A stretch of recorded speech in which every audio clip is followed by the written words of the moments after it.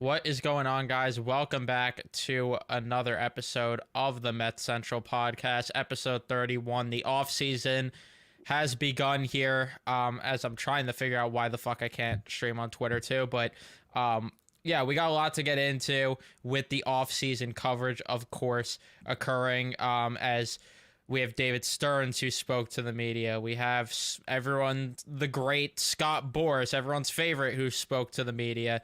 And then we, of course, have a lot of rumors, reports, everything in between when it comes to Mets stuff. So we got a lot to get into. Before we jump into everything, though, please be sure to leave a like on your way into the live stream. I can't figure out how to get Twitter running, so we're just going to have to roll with it. And I'm just going to have to tweet out the link to the stream like I used to. But yeah, we got a lot to get into. Leave a like, subscribe, turn on your notifications. But we haven't spoken in a while, honestly, since the last podcast. So how we feeling in terms of the off season getting going? Not that there's really much, because the only thing that's really happened is the Angels doing Angels things, and that's really about it. Yeah, I mean, baseball's over. The World Series ended like about a week ago.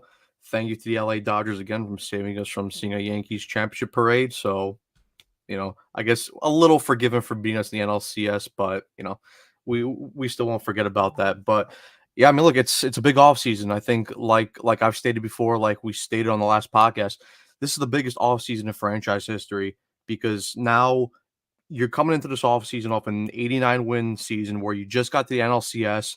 And if you just make the right additions to this team, and listen, there's going to be a lot of ads you got to make. Obviously, we got to add a lot of starting pitchers. The bullpen's going to be completely remade. A couple big holes in the batting order right now with guys hitting the free agent market and maybe some big time free agents that we're going to look to sign. So, yeah, look, it's going to be an exciting offseason. Now, obviously, you combine the smartness of David Stearns and how he worked under a small budget in Milwaukee, combined now with the big wallets of Steve Cohen, and we know his willingness to spend and wanting this team to win a World Series. It's going to be a very exciting offseason, and we've already heard from multiple outlets and reports that the Mets are very aggressive so far early in the early parts of free agency. So that's a huge sign right there. Yeah, especially with obviously the top free agent, which I expect the most people to care about, talk about in the chat, and all that other stuff. Which we will get to, of course, questions throughout the show here, because we obviously have no format going into this. This is kind of just winging it and just giving you guys coverage of who we think this team should acquire, and guys that can maybe be under the radar that they should go after, and all that other stuff. But first, I think it's best to talk about some news, obviously, that is confirmed in terms of like qualifying offers and stuff. So in terms of the guys that the Mets qualified, there's really only one surprise in my opinion. They qualified Sean Manaea, which isn't a surprise because he's probably going to look to get a long-term deal and get more money elsewhere. So you want to at least get compensation for him if he walks. And then Pete Alonso, of course, it's no surprise because he's going to get more than the $20 million annually. So I'm not surprised there. Even though John Heyman tweeted that Sean Manaea is going to get $21, so that's that's a different problem. But all jokes aside, the one that did catch me a little off guard was Luis Severino, and the only reason that caught me a little off guard is because of the fact that I'm not sure he's going to get that much annually anywhere, but I guess there is also the side to it where he is probably going to look for a multi-year deal, and maybe he'll get, he'll probably get north of that at least total in the deal. So maybe there is that to it, but there is no word that he's accepted the qualifying offer. So there is, of course, that to dissect from it. But were you any of them surprises to you, and like what were your thoughts with especially a guy like Severino, which was a little at least surprising?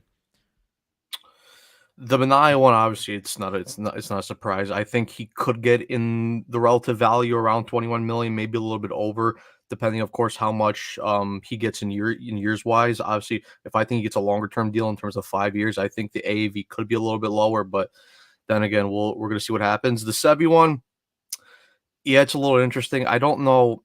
I'm not exactly sure where Sevi's going to be an interesting contract this year because I don't know. Obviously, he had the really good bounce back here this year, but obviously there probably is some still concern with injury wise with him. I do wonder how many teams out there are going to be willing to give him a long term contract.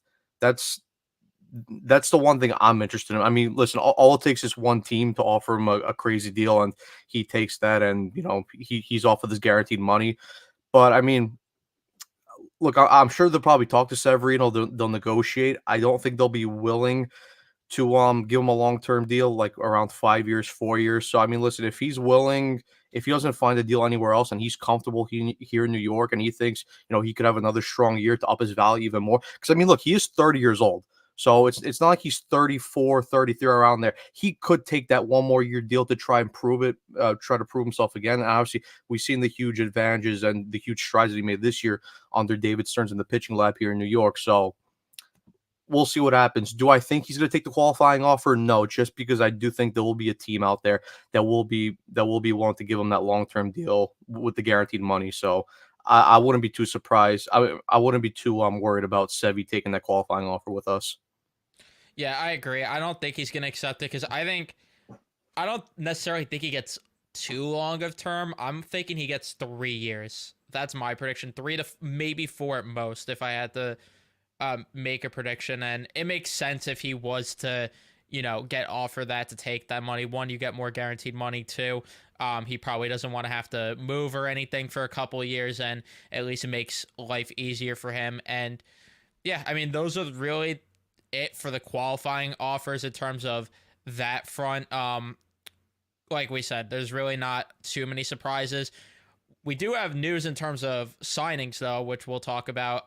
The Mets signed a couple of relievers, and one of them being Dylan Covey, which is interesting because it is a major league deal. Not a lot of money at all, so it is a contract that you could always bury by putting on waivers and then seeing if he gets put to Syracuse, or you, of course, could just cut ties with him if he's straight up that bad. And then they got, was it Chris Davinsky, right? His first name's Chris. I could be wrong, but they got Davinsky as well.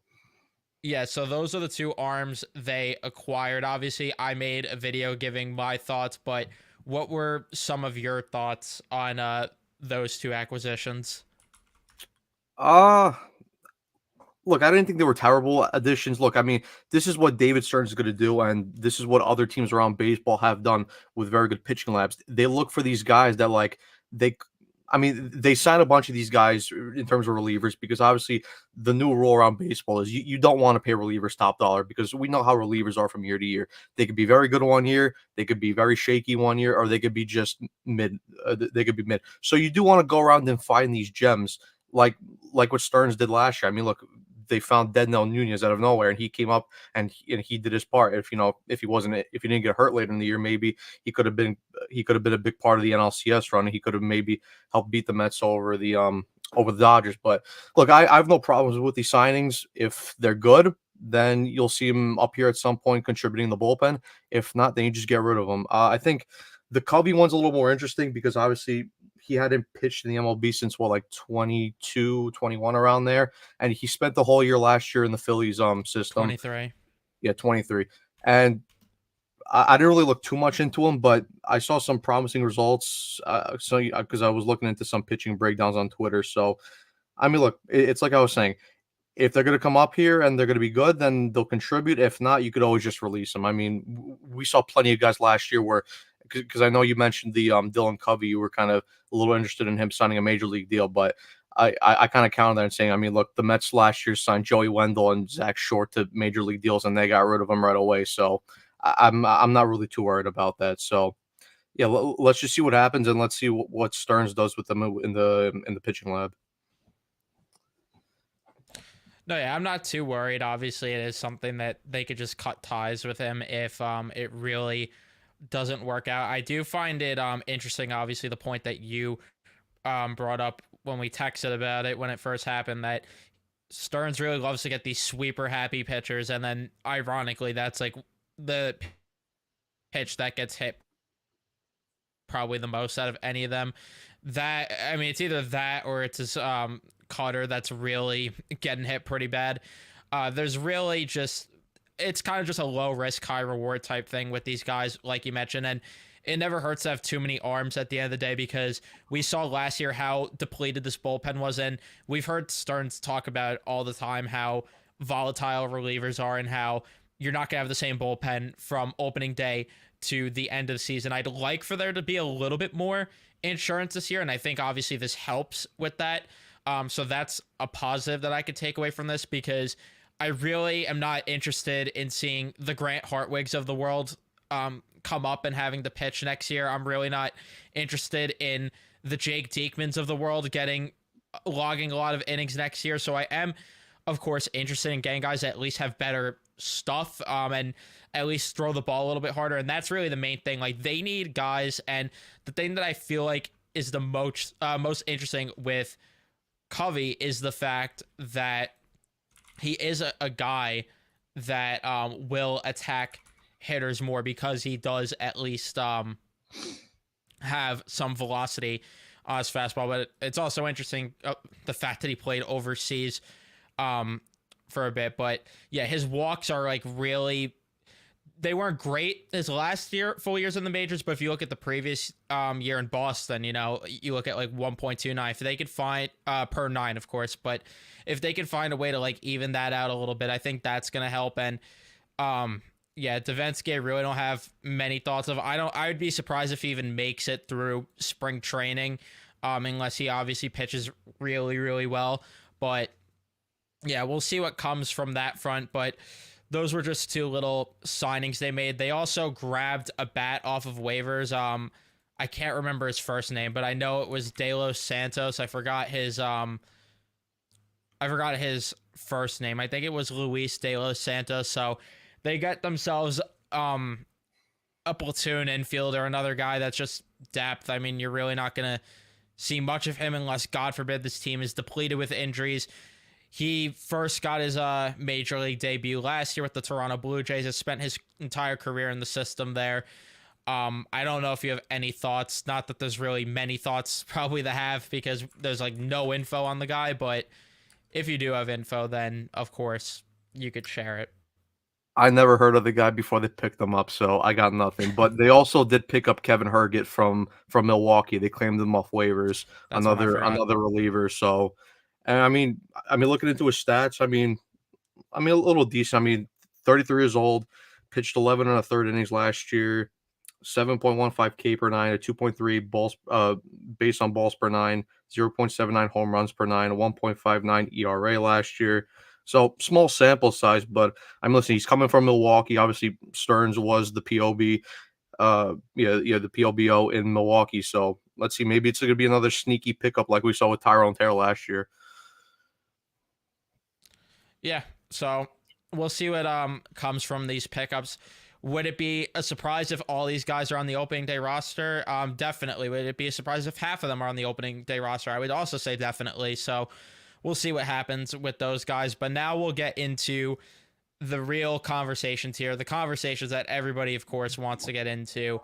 Free agent targets, trade targets. And the thing that I like about this offseason, and I'm sure you feel similar to the way I feel, is I love how much flexibility this team has this offseason. Like, not just financially, but just constructing this roster. Because in previous years, we look at the team, especially after that 2022 season, and it's like, okay, this team needs X badly. This team needs this badly, or they need this position badly. They need this position badly. This year, it's kind of like a clean slate. Like, the only positions you really have shored up, in my opinion, are shortstop, catcher, which you could add a backup, but obviously starting wise, you have a starting catcher, starting left fielder, and the rest of it you could kind of like fill in the voids from there, which I do like. And it's not to say that they have a lot of holes, because a lot of these guys are just younger guys that need to prove themselves, and there are guys that can play different positions, which I do like. So I like the fact that there is flexibility this offseason with what they could do, especially with the pitching staff, because that's where I'm really curious to see where Stearns goes for the most part, because we know Stearns doesn't like to spend a lot on pitching, and he openly admitted it. So I'm really curious to see how they're going to build the rotation this year, because let's be honest, they're not going to get the same magic health-wise they did this past year with Minaya and Severino and Quintana, and it's just unrealistic. they're also not going to get the same fortune with the bullpen this year, where they're going to be able to get by with certain guys that performed as poorly as they did. Could they? Maybe, but I'm curious to see with the pitching front how this goes. But I don't know if you share the same feeling, of course, of loving the opportunity that they could really just fill the voids or not. But what are your thoughts on all that? I think it's going to be interesting how David Stearns attacks the market because yes, he has a lot of money that he could spend. I agree with you. I don't think we'll see the big offers for starting pitchers.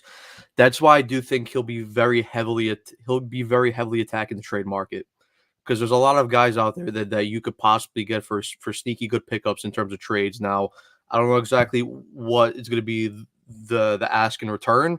Obviously, the Mets do have a couple prospects. They're not exactly at the top level of prospects, but they're still pretty good, decent prospects. I mean, you got guys like Drew Gilbert, Ryan Clifford, Jet Williams, guys like that. Yeah, I mean, even on the pitching front, I don't want to trade a guy like Brandon Sproat, but if you have to make a significant addition to the team, then listen. I mean, the Mets next year are going into a season where the expectations are going to be high. Next year, walking into spring training, the expectation next year is going to be to win a World Series. So if you could make a move that will elevate you to that standard, or even elevate you above that standard and make you one of the top contenders, then I think you have to explore that. Now, obviously, you don't want to just be recklessly and give away prospects just for giving them away. I mean, it's the same like money wise. Just because we have the money doesn't mean you go out there and recklessly spend it.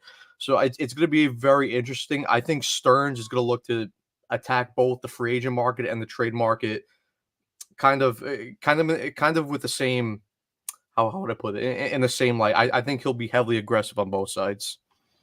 I agree there entirely. And I think, honestly, to build a pitching staff, it really has to be from the trade market mostly. Like, I think the position players, you could at least get by with free agency, which, by the way, we did also John Heyman. There was a clip that I just saw about how he thinks the Mets will go big this winter, which isn't really breaking news, but just thought I'd, of course, relay the information. But yeah, I do think their best bet is to build the bullpen pitching staff wise through the trade market mostly, because when I look at the pitchers that are available, there's not a lot that jumps out to me to where I'm ready to throw a lot of money at them. I can name a few guys that I would love right off the rip, which will start throwing names out there.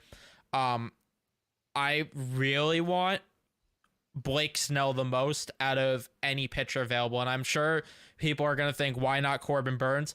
The problem, in my opinion, with Corbin Burns is I think that it's just way too many years you're going to have to give to him. It's way too much money you're going to have to give to him. And for a guy that is regressing a bit, I know he had a very dominant year again, but there is the fact that he is regressing a little bit there.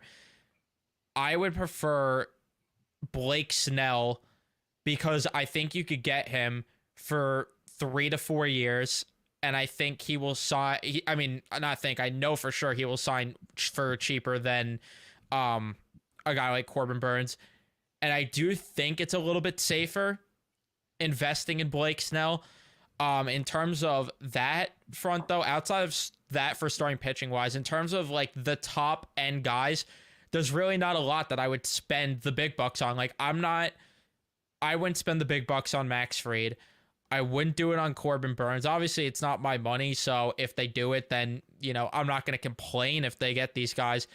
But I will, of course, be worried about the long-term risk of some of these deals, especially a guy like Corbin Burns and Max Fried. I think those two do have some long-term risk. And in terms of other guys that you can maybe throw in that tier, I don't know if there's really anyone else, because then you get to the next tier, like you have your Nathan Eovaldi's, you have your Sean Manaea's, your Jack Flaherty's, guys like that. There's really, Sean Manaea, I would love back. I've been vocal about that, but obviously there's limits with that. Like, I'm not going more than 4 years with Sean Manaea either. I think there's risk to that, considering the fact he's going to be 33 going into this next season, and I'm not willing to go with him for 5 years or 6 years, which he could end up getting. And then Jack Flaherty, there was a little bit of inconsistency down the stretch from him and just in general throughout his career. Nathan Eovaldi is up there in age, so I do worry about that. And then that's where you get to the next tier, where I think the Mets could at least get some arms here. I like Nick Martinez a lot. I was very vocal in the group chat. The only problem with him and the other guy that I like, Nick Pivetta, is that they got qualifying offers. Those are two guys that I like. I'm not sure. Did Kikuchi get a qualifying offer? I'm not sure. I can Because check, but I'm not sure. I would like Kikuchi. I'd like Walker Bueller.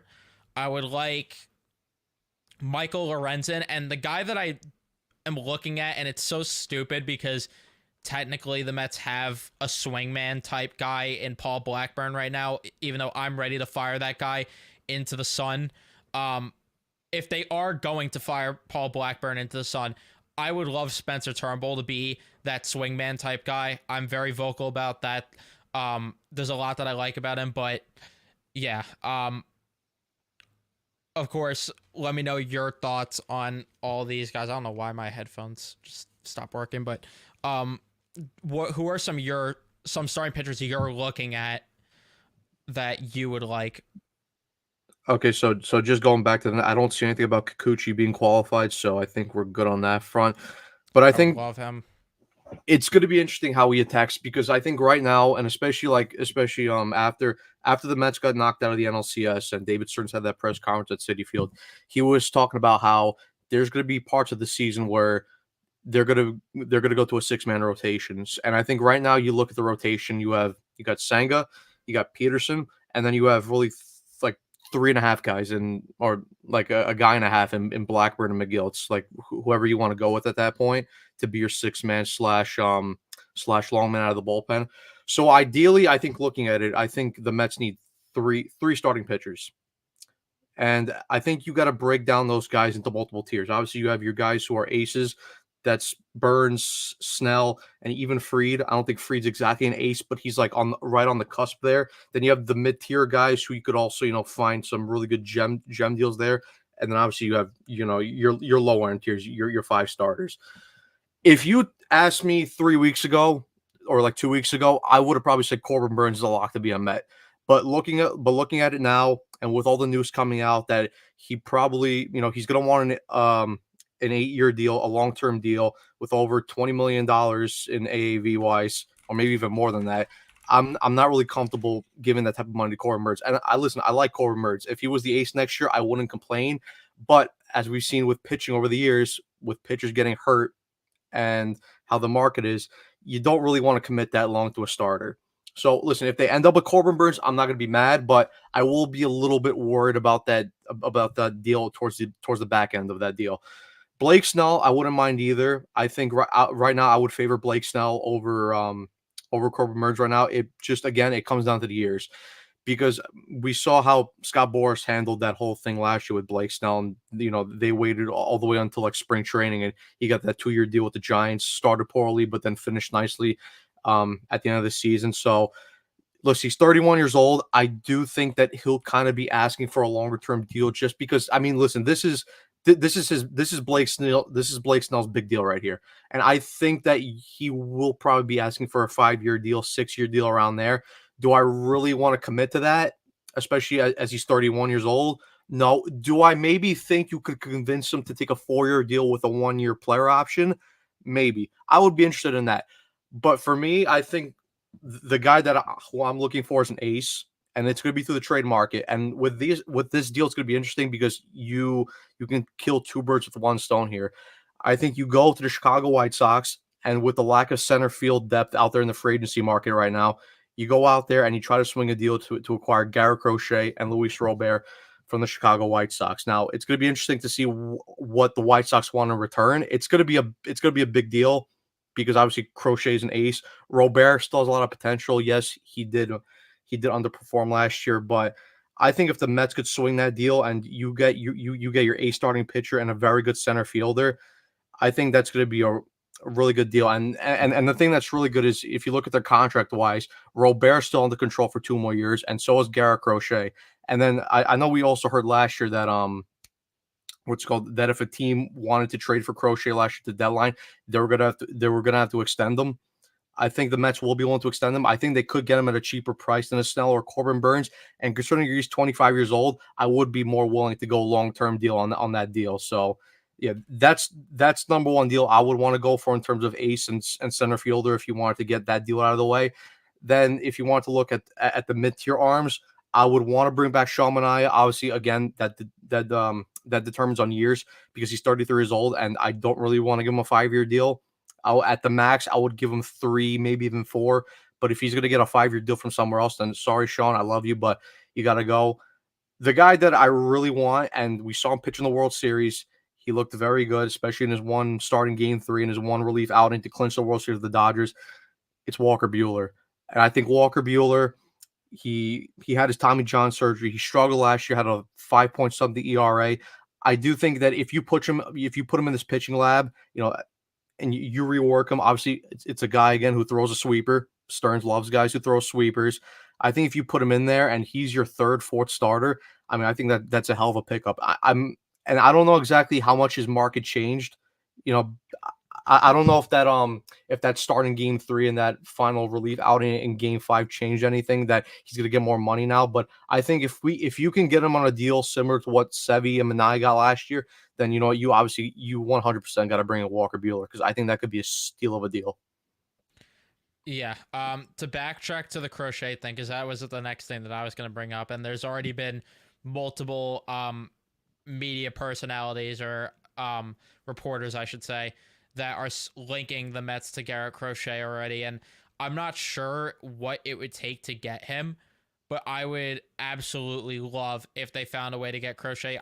If they were to get Robert, I'm not complaining, but I also don't think that they need to necessarily go after Robert in that deal because there are a couple of center fielders. One that I saw mentioned in the chat that I would prefer as a target, which we'll get into a little bit later on. But in terms of the Crochet thing, I think that's the guy they should go after. I would rather give up prospects, and I know that it's, a thing that fans don't like to do, but because of the fact that, like you said, they could probably extend him for a cheaper price than sign these guys, because of the age, most importantly, I would rather give up prospects and buy a Garrett Crochet over getting a guy like Blake Snell, even, who I do want. And I would love Blake Snell, but I would rather go the route of bringing in a guy like Crochet where you have him under control for this year, you'd have him under control for next year, and then you got to, of course, give a big payday, and it's just a lot safer of a bet. It's just a lot safer of a bet there. And to be honest with you, there's really not a whole lot of options pitching-wise outside of that because I don't think they're going to be able to get Sasaki. I think he's a lock to be a Dodger. The only other way they could really look at a trade is, or look at another pitcher, is the trade market. And even then, it's kind of more lower-end starters to where you're going to buy low on guys maybe the Dodgers are willing to part with a Dustin May type. And I'm not even sure because he's had a lot of injury problems. I'm not sure that's even the best route. Chris Paddock is another guy where you could maybe buy low on, but again, do you really want to? Eric Fetty, a guy who they were interested in last offseason. There's really not a lot of quality on the trade market outside of Crochet, at least that I could think of, unless there's a guy that we're not even naming that could maybe be available. I don't know, maybe the Giants are looking to shed Robbie Ray's contract, but that's also a risk because he's 36 and it's a contract for a couple more years. Sonny Gray's another one, but he's also up there in age, and it's, a risk because it's a couple more years. Chris Bassett's another guy that they could look to bring in, but again, there's just so many guys that are under contract for a longer period of time that are up there in age where your best bet is probably to try to acquire a guy like Crochet. Because outside of that, I agree with you, to get to your Buehler point, that you could build the bottom of the rotation out. I won't mind if they go out and make a trade for some of the guys that I named, but with the lower end, I think you could get value out of Walker Buehler. I'm not against the idea of giving a 1-year deal to Shane Bieber. I think that could be a smart investment. See what you could get from him. I'm not against bringing in a Michael Lorenzen type either. I think he could be another sneaky good pickup. You could find ways to build the bottom of the rotation, but they might also have to go the trade market because a lot of these guys got qualifying offers for the middle because, like you said, realistically, they probably need a top end guy. They need a guy that's like a 2 or 3 in the rotation, and then they definitely need a number 5. And I don't know, maybe they circle back to Quintana for that, but I wouldn't love that. But those are just a couple of names there. But I don't know if you have anyone else that you wanted to mention starting pitching wise. I mean, the only guy, because you mentioned like potential other starters who might be available on the trade market. The only other guy I could really think about is you go to a heavily reliant pitching team in the Seattle Mariners and see if they'd be willing to probably trade Luis That's what I forgot Castillo. about, yeah.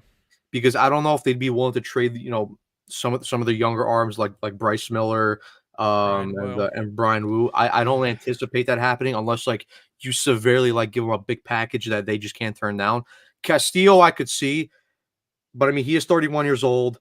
He's got 3 more years left on his deal with a vesting option for a 4th year. He'll be 35 at the end of that deal. I don't know. For me, I'd be willing to give a little bit more in a trade and acquire a guy like Crochet, who's 25 years old and right now on his current deal. Let's see. Yeah, he's making $2.9 million. And then he has another year of arbitration, and then he hits free agency in 2027. I think the type of extension you could get is a bit cheaper, and like I said, you might have to overpay a little bit more in terms of the trade, but I'd be willing to do that because again, he's 25 years old. I do want to bring this comment up. Crochet will cost both Gilbert and Sprout, and if it does, I'm sorry, I would do it. Sorry, I would do it. Would you do that?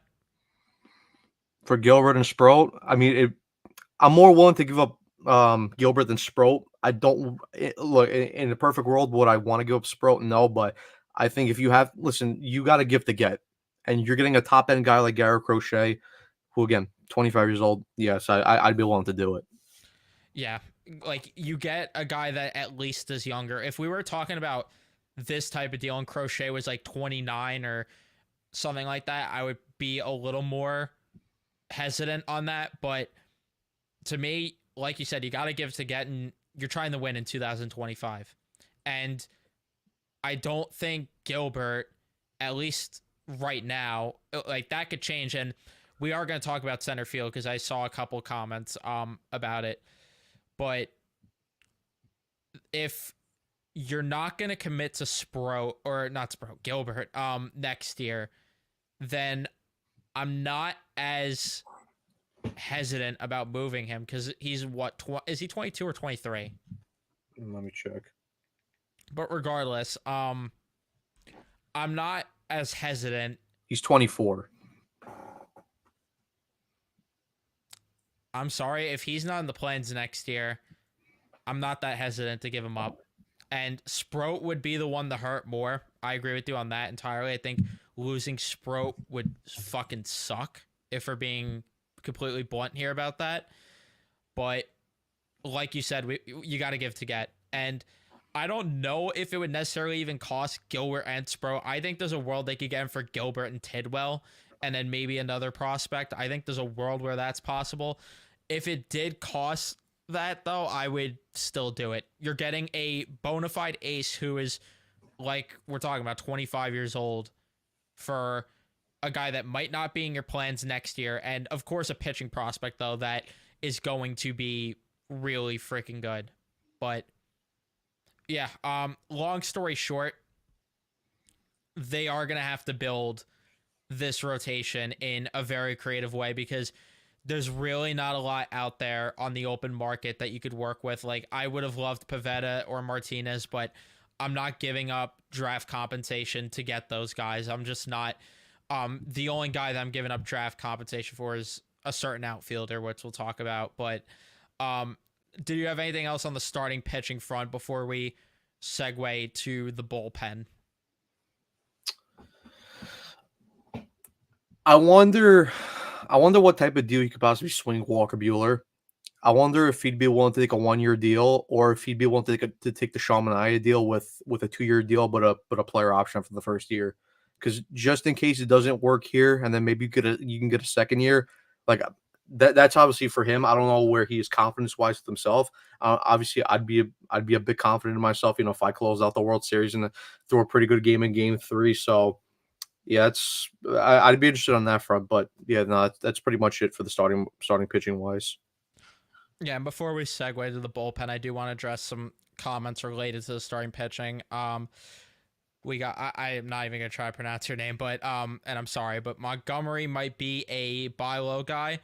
I would agree if Arizona would eat some money. Like, I'm not giving 25 million, or I'm not giving into that 25 million for Jordan Montgomery, who is a project. And when the owner of the team basically said, we don't even want you. Like, I'm not I don't know. That's just me, at least. And I think that the front office would feel very similar on that front. And then we got Carlos, speaking of Stearns, saying we'll offer I don't think Stearns will offer a pitcher a long-term contract, 3 years with a 4th-year option. I am in agreement there, and I think Matt is too. And I think that the only way they would ever give a pitcher that kind of money is if there was a world where a Yamamoto type was to hit the market again, which could be Sasaki, but again, I don't think they're going to be that aggressive, because I don't think realistically they're going to land him. I think that it's just a lock for him to be a Dodger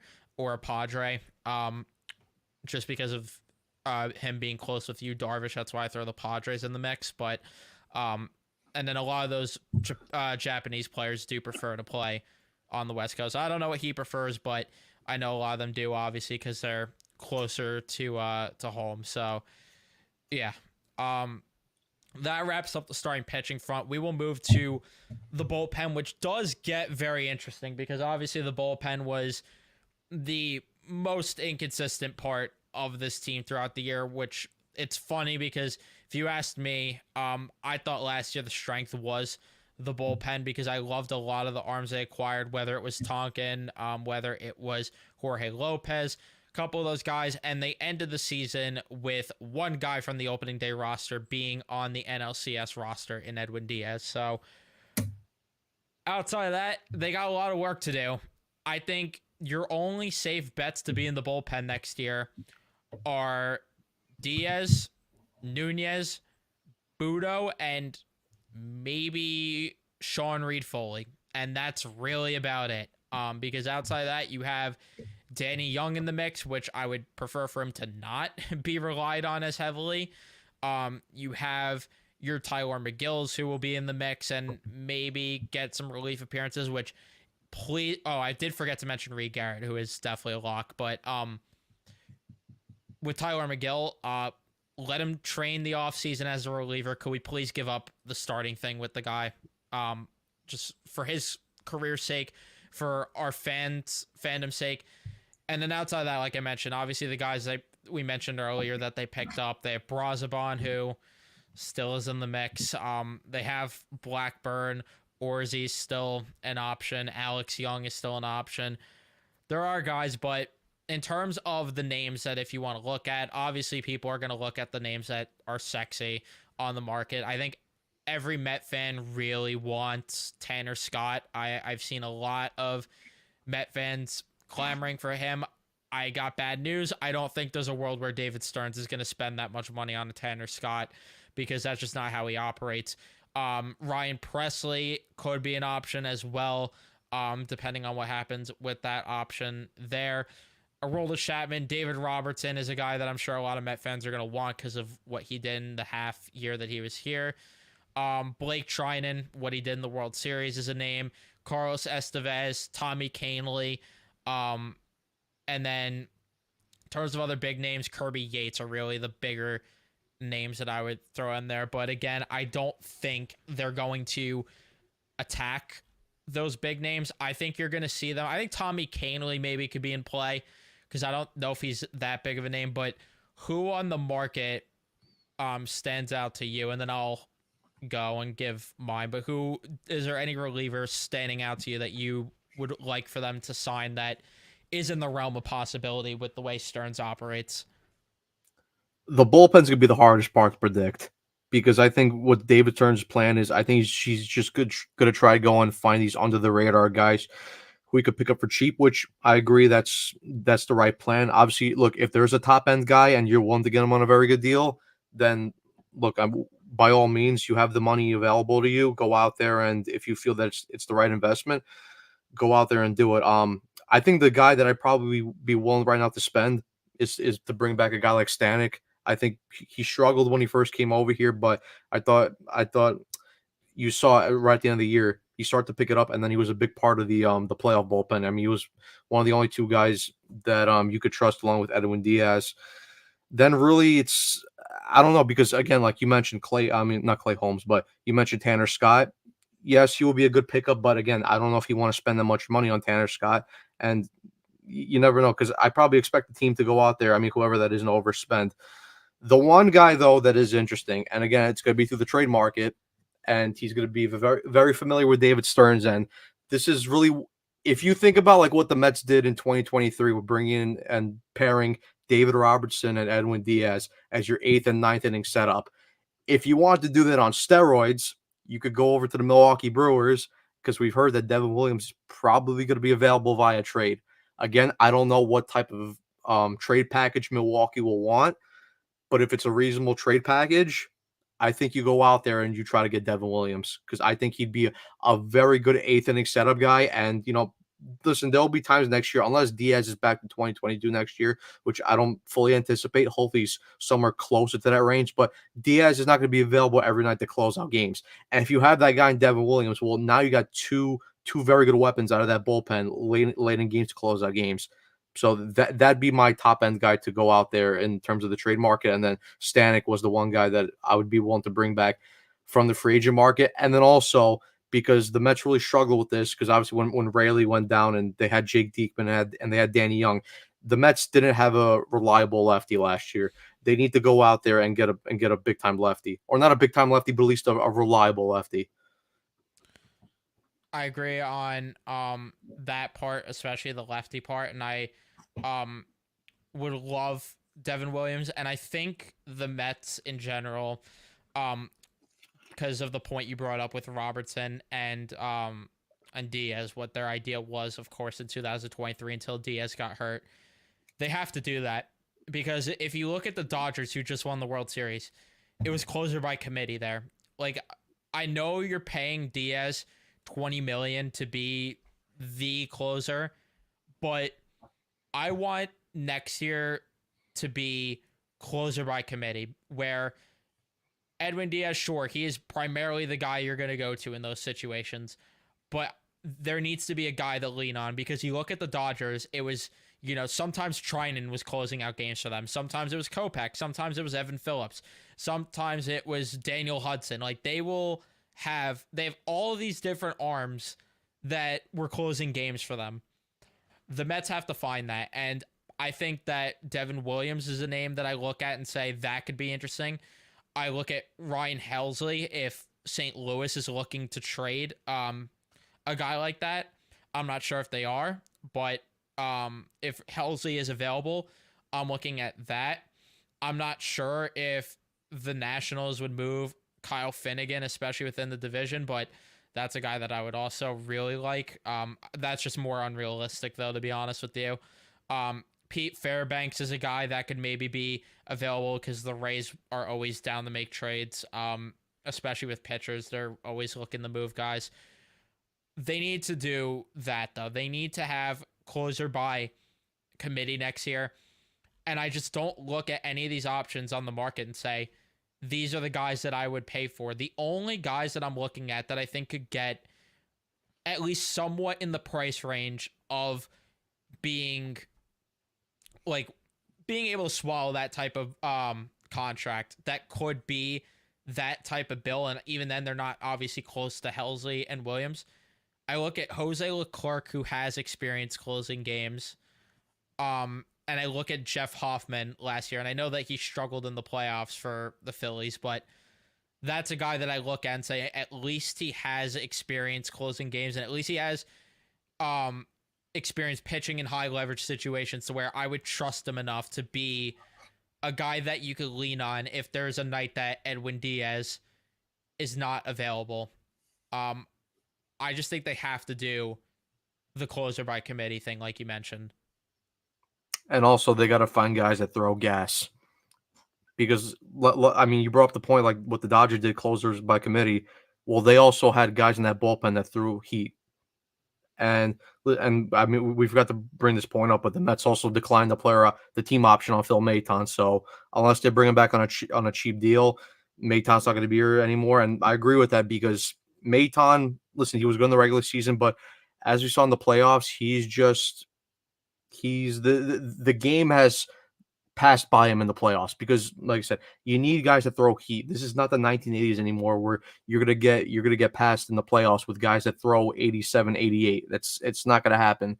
Listen, if Phil Maton wants to come back for on a cheap deal and he's like a AAA guy who has to come up here from time to time to be in the bullpen, then sure, why not? But if he's gonna be a guy with a big role next year, along with him signing a cheap deal, I'm not really interested. Yeah. Um, and I agree with that. And I saw the comment that Scott's not going to come here because he's a closer. He'll go wherever he gets money. That's not the issue. The issue isn't. I don't think that's the issue. The issue is more the Mets aren't going to give up the type of money it's going to cost to get him when there's going to be a lot of other teams that are going to give up more money and give him more term, which is always a mistake with relievers. But in terms of like building the middle of this bullpen, I do think there's a couple of like interesting free agents for this offseason. I like the idea of bringing Brooks Raley back. I think that he could be, um, he won't be available opening day, but he could be an option at least down the stretch. And I don't know if he's gonna be what he was, obviously, but it's an option at the very least. I like Matt Moore on the market. I love Yimi Garcia, who I think they could get under like 10 million, or maybe a little bit over. I think that's an option that isn't necessarily terrible. I like Lucas Sims, Tommy Canley, who I mentioned. I don't know what Clay Holmes' market's going to be, and I know that fans aren't going to want to hear that because a lot of Yankee fans despise Clay Holmes down the stretch, but I still wouldn't mind Clay Holmes. But those are just some guys that I look at and say, if you could get, I think the best way to go about this bullpen is to get two of those guys that could help you bridge, whether it's bringing back Stanek and then acquiring someone or just getting two new guys and then getting a guy to pair with Diaz, because then your bullpen all of a sudden is looking like Budo, Garrett, the two guys you acquire, preferably one being a lefty, Nunez, Diaz, and then whoever the guy you get is to pair with him. I think that would be your best route to build this bullpen. That's just my opinion on that. But what are your thoughts with that? No, I agree with you. I think you brought him up, but Clay Holmes could be an interesting pickup. But again, it depends on the money. Because look, if you fix Clay Holmes, I think he could be a very effective reliever. I mean, we see it like when we watch Yankee games occasionally here and there. When Clay Holmes' sinker is on, he's on. When it's off, he's probably one of the one of the worst relievers in baseball because he can't just control his zone. But I think if you work with him and you bring him into a pitching lab and you're able to fix his control, then I think you have a very good back end reliever who could also close out games. So it's going to be interesting. But again, like I said, it depends on the money. If he's going to go out there and he's going to get a big time contract from somebody, then I'll pass. If it's a very reasonable contract, then sure, why not? I got no problem. And again, he's familiar with the New York market, so it's a guy that can play here. So I'm not worried about that. It's just again money wise and year wise for me. Yeah, and we've also heard Stearns talk about a lot how he loves guys that have experience with New York and stuff. I mean, that's part of why they got Bader and Severino. So there is that to it that could make guys like Holmes and Canely realistic options. Another guy that I would love to take a flyer on who had Tommy John that was also a Yankee is Jonathan Loizaga. I think that would be another really good option as well. I'm trying to find right now a guy because I need to do more research on this. I didn't have time to really prepare for something like this like I should have, but I'm trying to like figure out if any of these relief pitchers on the market that are righties at least have good reverse splits to where it's like it doesn't matter if you bring them in. At least they're going to be good still against lefties. I mean, Zach Littell, I'm not sure. Is he he's right-handed. He has good reverse splits. Just looking at a guy quickly, he's a guy that could be traded because of, again, the Rays love trading guys. So there is a world still, of course. Again, I'd have to do more research on that, but there's a world where they could just acquire a couple of righties and if they have good reverse splits. I know David Robertson's obviously one of the guys that does have good reverse splits, but again, I'd have to do further research on that. But yeah, is there anything else you wanted to talk about with the reliever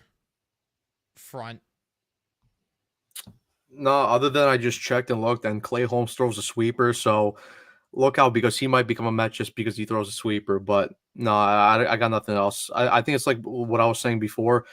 The reliever watch of the Mets, it's going to be the most unpredictable because you never know. Stearns just might go out there and just pull some random names out of his ass, and they might stick and work. So, I mean, let's see. I mean, hopefully, like I mentioned, that he looks into and trades for Devin Williams. I think that's the ideal pickup if you want to go big time reliever over going out and paying a guy like Tanner Scott. But let's see what happens. Which segues us to the offense, which is where it's the most interesting because honestly, outside of one guy who we're both desperate for them to sign, which I will bring up in a second, and it's pretty obvious. But outside of that, I literally have zero clue with the way that they go about the offensive side things this offseason. Like, obviously with pitching, it's hard to predict too who they get exactly, but at least you have an idea of what they need to get. Lineup wise, could be anything because there's a world where Vientos moves to first base. There's a world where he's the DH. There's a world he's playing third base. There's a world where Marte's on the roster. There's a world he's not. There's a world McNeil's on the roster. There's a world he's not. So it's really hard to gauge the way they're going to build this offense. But I will tell you right now, and I'm just going to say it right off the rip, and this is not to insult anyone, but it also is. Respectfully, if you are one of the people that are saying you don't want Juan Soto because you want this team to be well-rounded and you want to spend more money on other players, respectfully, you're stupid, and respectfully, go fuck yourself. Like, I'm not even joking when I say that. It has to be one of the dumbest takes to not want a bona fide top 5 player in the game because where do you want them to allocate the money? If it's not him, where do you want them to allocate the money? On Corbin Burns, who could regress and already has each year? On Max Fried? Where do you want them to allocate the money that they wouldn't spend on Juan Soto? Please enlighten me on who is going to give you better production or just as good production depth-wise as him. That's the same stupidity that got the Yankees where they were with guys because, we can't let go of Anthony Volpe. That's why we can't sign Corey Seager or Trey Turner. That's the same stupidity that the Yankees ran with. They need to do everything to get Juan Soto. They're going to. There's already been reports about it. So even if you don't want him, sucks to be you because they're going to do everything to get him. Am I 100% confident they're going to land him? No, I am more confident that they will get him versus not, but I'm obviously not 100% because we're Met fans and anything could fucking happen as we've seen. But to not want a 26-year-old top 5 player who's already a first ballot Hall of Famer is just pure stupidity when every single team he's been on has went on a deep run. The Padres went to the NLCS. Yankees just went to the World Series. And then you look at the Nationals who won the World Series with them. And to not want him potentially hitting between Lindor and Vientos is just pure stupidity. I don't know if you want to rant about that before we talk about the bats, but I could leave it there if you want to. If you want to rant, go ahead. Floor is yours on that. I mean, look, what else is there to say? It's Juan Soto at the end of the day. If you're telling me that you don't want a guy who's going to bat 289 with a 419 on base, a 569 slugging, and a 989 OPS with a 178 OPS plus, then I don't know what to tell you, really. I don't know what to tell you. This guy, he's a generational player, and we don't get to say that a lot about players, like anytime, because well, when do you see it, especially in free agency? When do you see a generational free agency hit the market like ever? It's rare, and this is why Bryce the Harper was the Mets. last one, Yeah, and Bryce Harper. Soto's numbers are better than his were. Sorry, I just had to jump in with that. Oh But yeah, it's fine. The Mets gotta get him, and I believe because I've stayed consistent on this all year. I've said that the Mets will get Juan Soto. Sorry, Brett Beatty, you're gonna have to go up your number 22. Sorry, that's just how I don't make the rules. I don't make the rules here. I just follow them. But I mean, look, if we're just looking at this logically, right? And this is not like the Mets like in 2019 when Bryce Harper was on the market and we heard reports of Bryce Harper was looking at apartments in Long Island City. No, this is not like when we got Jeff Lopon saying, "Oh, why do you need more? Why do you need multiple guys with $30 million contracts on your team?" This is not it. Steve Cohen was not only brought here to make this team a sustainable team where they're going to the playoffs every year. He was brought in to sign guys like this because, like I said, Juan Soto is a generational talent. I'm sorry, Yankee fans. I get it. You got 27 World Series. We hear it constantly over and over and over again. At the end of the day, to Juan Soto, that probably doesn't matter because he is a Scott Boras client. And what do Scott Boras clients want? Money. At the end of the day, he's going to go to whoever offers him the biggest bag, and that is going to be the New York Mets. And look, I'm sorry, I don't care how big of a Hal Steinbrenner fan you are and how big of a supporter you are. There is no world, there is no galaxy, there is no dimension where Hal Steinbrenner is going to outbid Steve Cohen. It is not going to happen. The only way Juan Soto goes back to being a New York Yankee is if he's willing to take less money. And like I just laid out, he's a Scott Boras client. It's not going to happen. It's I'm sorry. And look, if he does, then cool, whatever. I'll take my L. I will. But until that happens, I've got every reason to be confident and believe that Juan Soto will be a New York Met. And even then, you'll say, "Oh, but it's different. It's different. He'll pay for Juan Soto." Well, okay, if that's the case, you realize that he didn't even give the highest offer to Aaron Judge, right? It was only because Aaron Judge, was a longtime Yankee. He was drafted by them. He was developed by them, so he was willing to take less money. The Yankees were the third highest team to bid for Juan Soto. It was the Padres number one. It was the Giants two, and then the Yankees three. If you think Juan Soto is going to do the same thing, where he's going to take a discount to stay with you guys, I'm sorry. I think you guys are out of your minds. You're going to have to come with the biggest offer, and that's just how it is. And like with all the points I just laid out, that he's going to the highest offer. The Mets got the richest owner in baseball. There's absolutely no excuses. There's no reason that Juan Soto is not a New York Met next year. yeah, and we both have been the same camp that if Steve Cohen, if there is a world where he gets outbid, that is a huge problem. That's a red flag. Yeah. But the thing that is helping ease my nerves with that is it doesn't look like the Dodgers are going to be as into this as we thought maybe originally. So that at least eases my nerves with that. The funny part is the team that I'm most worried about right now is probably the Blue Jays, just because they were so in on Ohtani last year, and that's a team that maybe will just say fuck it and throw the bag. But like we just said before, I mean, there's no excuse to not be the highest bidder. But yeah, back on track with the point entirely. I think they've been looking for the star to pair with Lindor for a while. They've been looking for a star to pair with Lindor. They tried the bias thing, it failed. Well, I guess it worked in half that year, but obviously they tried to extend him, but they weren't going to go and pay him what the Tigers were, and rightfully so, and we saw the Carlos Correa thing fall through. I think this is their opportunity to get that star player, and I know fans are going to say, but what about Pete? Homegrown star. I think they want to get an actual superstar, not Pete Alonso. And there's no disrespect to Pete Alonso. And I love Pete, but you would be stupid to say Pete Alonso's in the same tier as Juan Soto. Sorry, but it's true. they've been looking for this opportunity, and I think now that it's here, you can't fuck it up. You cannot fuck this up because there is no free agent that will. You're not topping Juan Soto as a free agent for a very long time because who else is going to be available to this stature anytime soon? Somebody tell me. Vlad Guerrero Jr. is not to the stature. He's probably the quote unquote top dog of next year's free agent class, or maybe Kyle Tucker if you want to consider him, which I like Kyle Tucker, but he's not Juan Soto. You go to 2027, there's really no one that stands out. I mean, the guy that has the biggest contract coming off is Anthony Rendon that offseason. There's really, long story short, I'm not going to go down that rabbit hole. There is no better opportunity than now because other than that, you're going to have to find a way to trade at that point for a superstar. So this is their opportunity.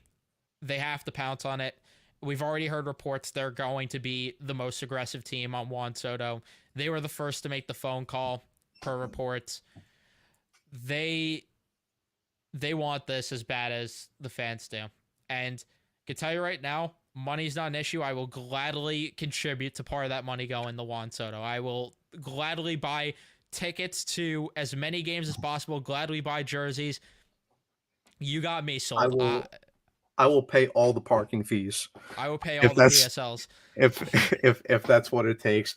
But no, I think because I think looking at Steve Cohen's tenure so far in his 4 years of being a Mets owner, he's had that big trade acquisition in Francisco Lindor, and especially like I know he compared us to, he wants us to be the East Coast Dodgers, but when you look at the Dodgers, right, a part of their 2 championship teams, that big trade acquisition was Mookie Betts. And I get it, and the Dodgers have made a lot of big time signings, but their big time signing was Shohei Ohtani.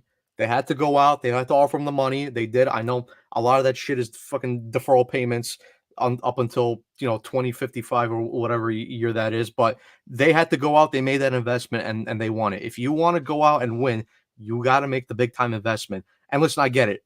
He's not the best defender, even though he got nominated for a Gold Glove. But listen, Francisco Lindor didn't get nominated for a Gold Glove, so I'm not really putting too much stock into that in the first place. But okay, fine. You want to bring up the point he's not the greatest defender? We just watched Starling Mark play right field for the whole year last year, or not the whole year, but part of last year.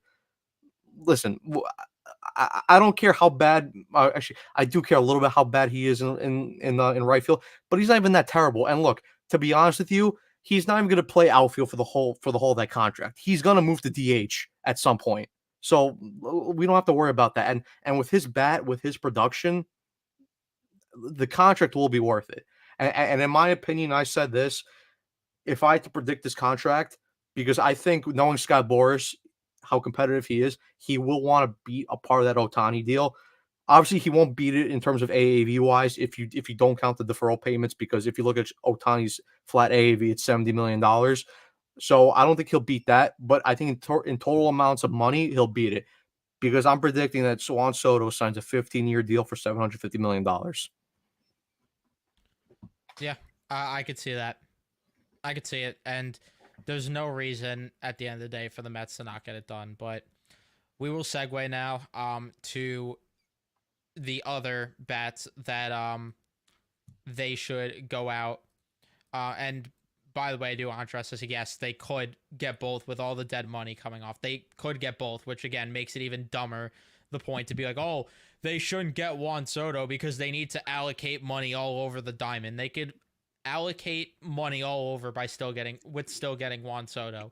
But regardless, again, I'm not going to continue to go on this rant. It's just pure stupidity from the select amount of few. And for the people that are saying, oh, he's just about himself, I mean, that's another level of stupidity too. But anyway, in terms of the way they should construct the rest of this lineup, that's where it gets very interesting, because if there is a world where they don't land Juan Soto, that makes it very interesting to see what they do with the money that they would have gave to Juan Soto, or if they go for a trade route, because I can tell you right now, out after Juan Soto, I mean, the outfielder drop off is pretty significant. I mean, the next best guy you're looking at is probably Teoscar, but he's terrible defensively in his own right. And which then I would, Santander as well. and yeah, Santander, who I think is going to get overpaid by the team that doesn't land Soto. I think whoever doesn't is going to just overpay him to fill that void. Um, but yeah, outside of those two, after that, the drop off gets even more drastic. So that's what makes it more urgent. But um, I would like for them to somehow. I don't think they're going to, because I think he's going to stay a Dodger, and I just don't think Teoscar is going to take a short deal. I would love for the Mets to get him as a DH, because I do think one of the holes that I think this team needs to address is DH, because JD Martinez did not work out this past year, and I don't love the idea of continuing this platoon DH thing. And I love Jesse Winker, but I really, really would prefer if they could just get a guy that is that can hit for freaking power as a DH. Like, I would love Tyler O'Neill. I don't know what price point he will sign at, but I would love Tyler O'Neill, who just mashes the ball as the DH, since he's not great defensively, but he at least could play defense if you need him to. Because outside of that, you're not looking at a lot of great guys, because I don't think Jerickson Profar is leaving San Diego, which that would be really the only other guy that I would like as maybe the DH. Yeah, I think the outfield wise, it's going to be very interesting how they construct this, especially if they don't land Juan Soto. Now, if they do land Juan Soto, I think it's kind of not I think completely it's pretty straightforward, but simple. you could see a path because, like, if you look at all the outfielders right now, right, and this is excluding Marte because I do think the Mets move on from him this offseason. So you have Nimmo, you have, and let's say like they do sign Juan Soto, right? So they have Nimmo for left field, they have Soto in right field, and they have Tyrone Taylor as your bench piece. Now, obviously, this is not counting whether they trade for Crochet and they have to throw in a guy like Gilbert right there. So Gilbert's an option too, but they don't have that center fielder, which again, it's why I was kind of also mentioning Luis Robert as potential in that trade package as well. Because when you look at the center fielder market this year, it's not great. There's Bader, which do we really want to bring back? No. Kevin Pillar's retiring. Aaron Hicks, no thank you. Michael A. Taylor, no, not really. And Jackie Bradley Jr., who was here last year in AAA. The center field market this year is bare. So like again, like I said again, that's why I brought up the point of if you're going to trade for Crochet, you also throw in Luis Robert in that trade package as a center fielder. If there's a world where I could see it, and I would love him, I would really love Robert, but I don't know. I just feel, I get this feeling that they're gonna want a left-handed bat, because that's just what they do. They like to get their lefty righties. I saw someone bring up Cody Bellinger. I would like to trade for Cody Bellinger. I just don't think the Cubs do it. I really Yeah. don't think it. I think the only realistic trades, which I saw someone else bring up, I think Mullins could be realistic, because the Orioles have a plethora of outfielders, a plethora of just prospects in general that could literally play anywhere. I think there's a world where Mullins gets moved, and I think that's realistic. I think Yastrzemski's a realistic option, since he's a free agent in 2026. The only other option I could maybe name trade wise, and I don't know if he's available because he still has control, but this team likes to do stupid things in the Angels. Mickey Moniak, maybe, for the right price. Maybe the Angels maybe would love Starling Marte. Maybe they think Starling Marte is what he once was, and you could trade him for Mickey Moniak. I don't know, but that's really your options for center field. And Mickey Moniak isn't exactly moving the needle for me either, but it's an option. It's somebody at the very least. That's where it's straightforward, but it's not, because it's like there's not a lot of great center field options, which is why I do think they might be reluctant to move a guy like Gilbert. But that could also help them leverage wise in trades, because like, oh, we really don't want to give up this guy. There's not a lot of center fielders. Good luck getting a center fielder elsewhere.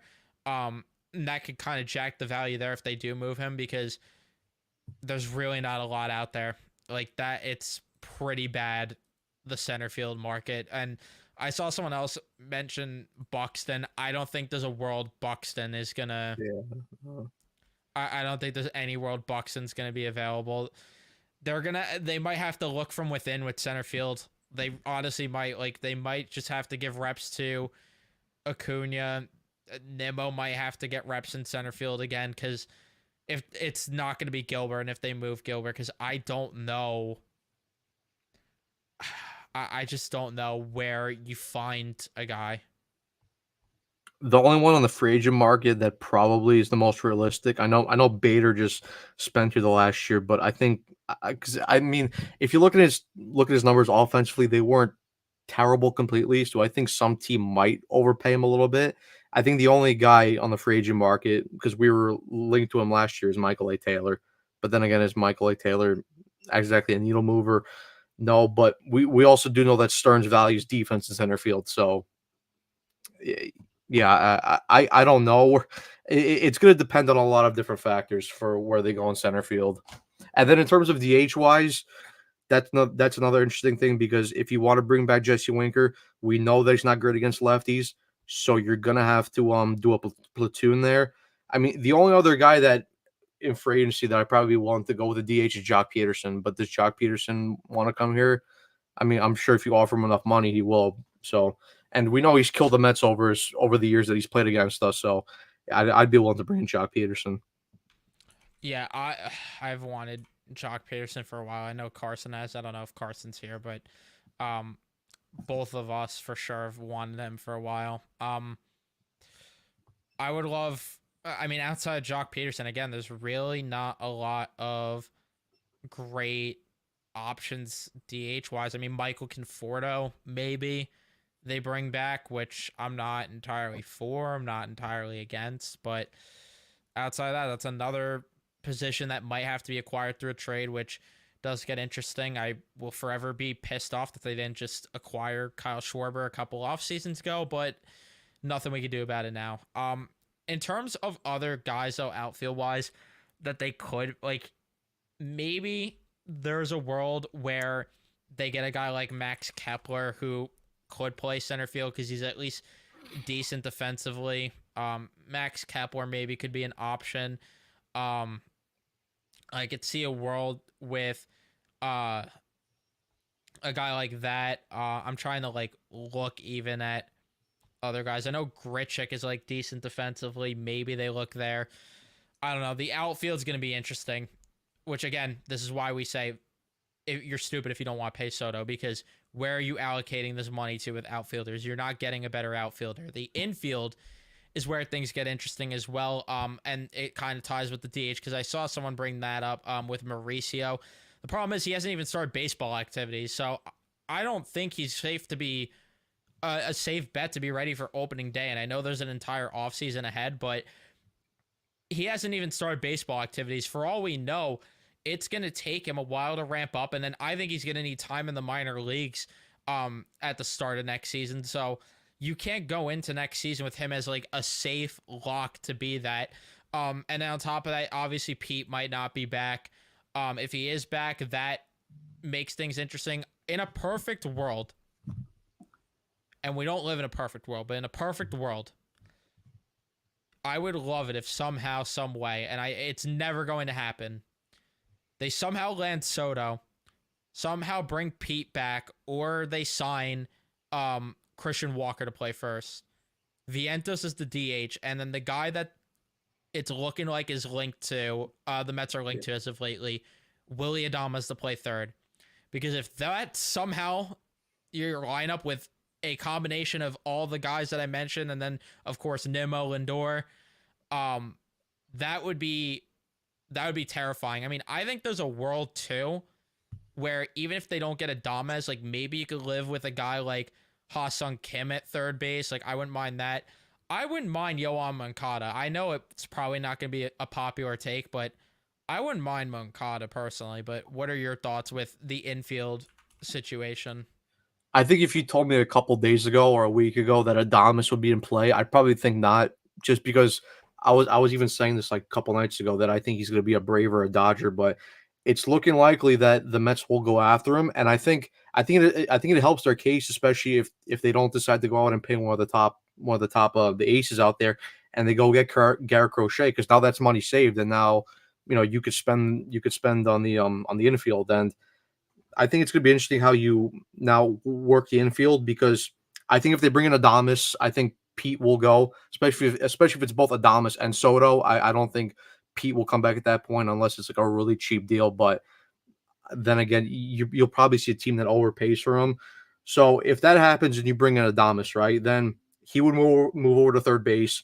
And defensively, Adames is pretty good, because right now on Baseball Savant, in terms of his range is OAA, he's in the 68th percentile, and his arm strength is in the 75th percentile. So if you move over to third base, which requires less good defense, he'll improve there. Obviously, you have Lindor there. Second base, it's up for grabs right now. Obviously, do they bring back Iglesias? We don't know. McNeil's still there. Acuna's still there. So second base is a toss-up. And then if Pete goes, like I mentioned, the logical move would then be to move Vientos over to first base. And to answer this, that's the problem. You'd have to dig deep in the trade market. If they were to bring back Pete, sign Soto, sign Adames, they could sign the lower end pitchers, but to get an ace, I mean, if there is a world where they could land Crochet in a deal and that's your ace going into next year, and you tell me they could sign back end guys for the cheap and then build together the offense that way, I mean, I'm completely on board, but it's unrealistic. Like, if we're being honest, you can't have everyone, and it's unrealistic, which is why I'm saying I would not mind a world where they get a guy like Mancada to play third base if needed, which I do love to hear too, though, that Adames would be willing to shift positions. And that's a guy too that could play second base if you need to, So if you want to give a guy, like, say that is the world where they bring back Pete, Vientos is the DH, and then Adames plays third. There are days where, okay, we want to get a guy in the infield off of their feet. We could, put Vientos at first or put Adames at second. Like, there's a good amount of flexibility there as well. I would love Adames. I know it's not popular among a lot of Met fans right now because of the beef him and Winker had, but I don't know. I personally would really like if they got him, because infield wise, not a whole lot out there either, because I'm interested to see what they do second base wise. I'm interested to see if it's Acuna. I'm interested to see if it's McNeil, which please no. I'm interested to see if it is a guy like Mauricio. Maybe if they don't move Beatty, is it Beatty? I don't know. I'm interested to see, or if they bring back Iglesias. I don't know what the hell they do at second base. Yeah, I mean, if it was up to me right now, and if he's good to go, Acuna would be my starting second base. But obviously, we got to see a larger sample size, because he came up in last year. He played well defensively. He looked well, but again, small sample size. So, but I'd be willing right now to throw him as my starting second baseman for this year. Obviously, and then again, you have Mauricio, but he hasn't started baseball activity, so we don't know exactly where he is. McNeil, okay, veteran, proven, but wasn't great the last 2 years. And do I really want McNeil on this team right now?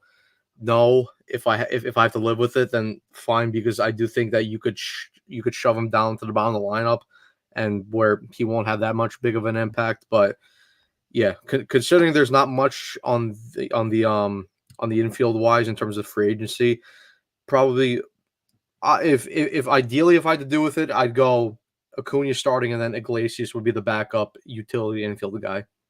That's for me how I would do it. Yeah. I don't know. Like, with Iglesias, though, it really comes down to also what he's going to want, because I'm not sure what he's going to get, because I could see a team overpaying him because of what he did this past year. Yeah, no, it's like what I was saying for other positions too. It depends on money wise and years wise. Look, if he goes out there in free agency and a team's willing to overpay for him, then I'll thank him for his service. I'll never forget the season. I'll never forget OMG. But we'll move on, because, like I've said, just because we've got the big money and the big bags doesn't mean you go out and recklessly spend. It's all about being smart at the end of the day. And listen, if Iglesias want to come back for a cheap offer and a cheap deal, then yeah, by all means, welcome back. I have the second baseman. Is Brandon it? Lau. It's Yeah. Brandon Lau. It's Brandon Lau. Please. Right the fucking wrong. Please.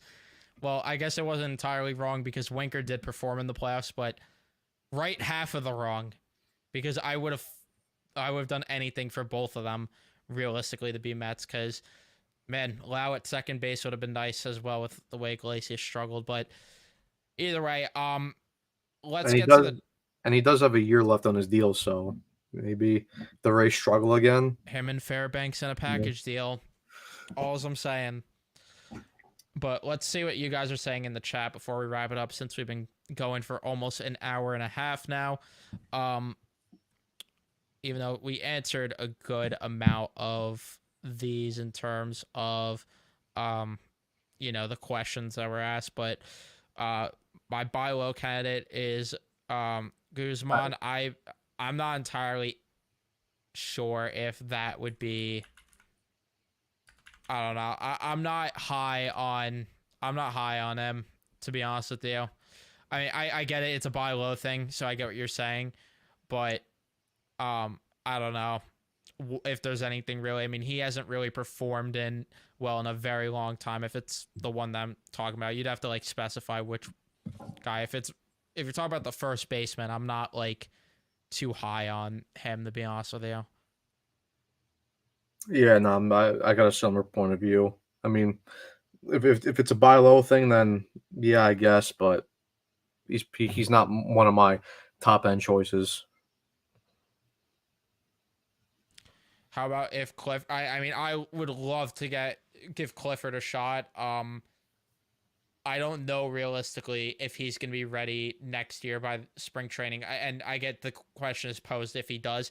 Then yeah, I would definitely give him a shot. I mean, he'd have to be killing it because right now we haven't seen him perform at a higher level than Double A. So I think they're gonna wait for him though. I think maybe next year there's a chance he gets games, but I think you're realistically looking more at 2026 for Clifford to be playing in the lineup most days, or again, unless it's the hypothetical that he does kill it. Yeah, no, I'd agree. I mean, he came up last year. He came up to Double A last year, and he was hitting this decently in terms of power wise. So, I mean, let's see what he does in spring training this year. If he's killing it, then there's a conversation to be had. If not, then he goes back down to the minors for another year and develops. Or if like we were saying before, if he has to be involved in a trade package where if you're going to be substantially upgrading, then he's got to be on the table too. Because at the end of the day, like we said before, this is a year where the Mets are going to be competitive and the expectations are going to be high. So if he's a guy, if he has to be in a move where you're going to get a big upgrade somewhere around the diamond, then you know what? It sucks. It would suck to lose him, but at the end of the day, you're trying to win, and sometimes you got to make those hard moves.